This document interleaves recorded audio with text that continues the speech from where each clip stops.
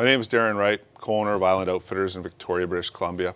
There's 25 of us who work here on a good year. This year isn't particularly a great year because we can't access Chinook salmon. In particular, we can't access hatchery salmon that are put there for us to catch.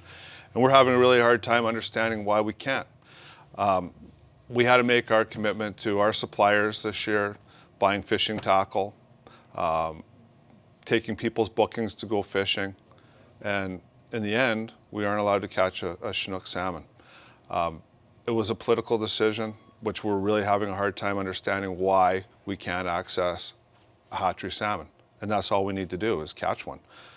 We have a ton of merchandise in here ready to go. We're having to pay for that. We have people that work for us that, we might have to lay off.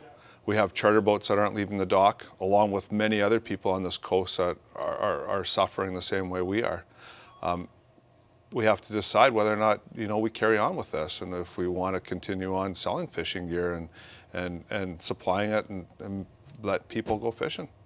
I've recently been at marinas, been at boat ramps, and there's nobody there. Southern Vancouver Island, the whole inside of Strait of Georgia, it's all empty. There's nobody out on the water.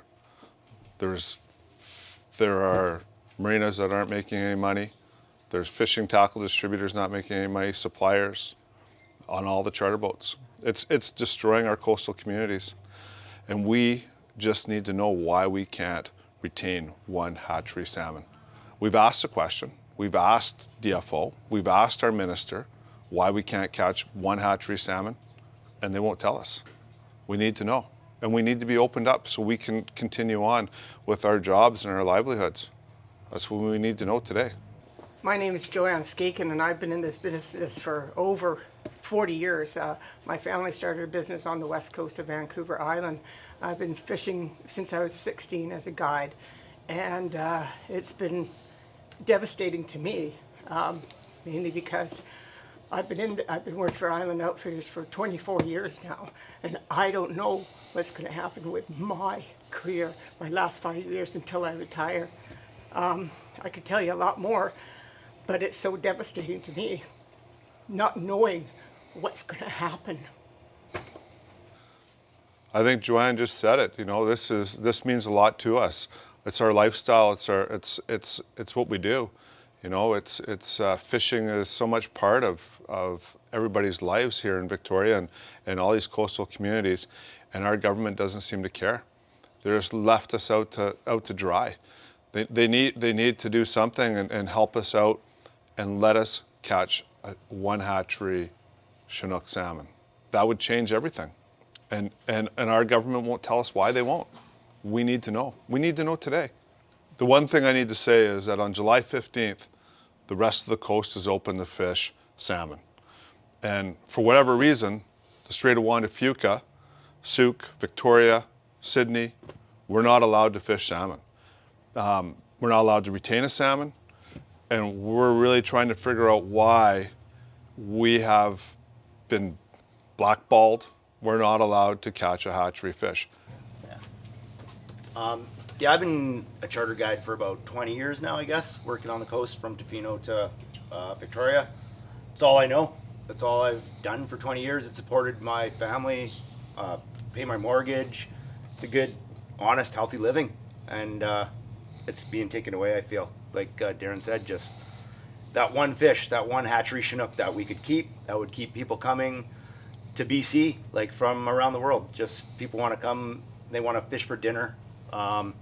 It would keep us in business. It would keep me not having to go work a construction job or pumping gas, because like I said, the last 20 years of my life I've been a charter guide, charter fishing.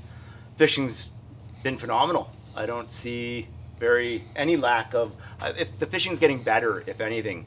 Yeah, we just hope that that we can, get some resolution to the problem and just keep fishing and keep our jobs. We also have accommodations and boats in Port Renfrew, and Port Renfrew is absolutely devastated by this. Boats are sitting idle at the docks.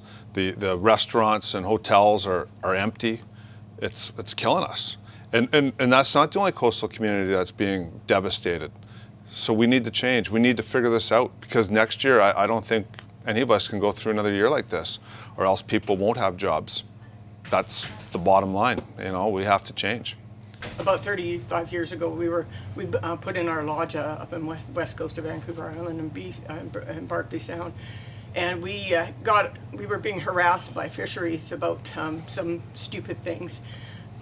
What my dad ended up doing is writing a letter to Pierre Elliott Trudeau, and we got a letter back from him, and it said, "Dear Mr. Harrison, you will no longer be harassed by fisheries.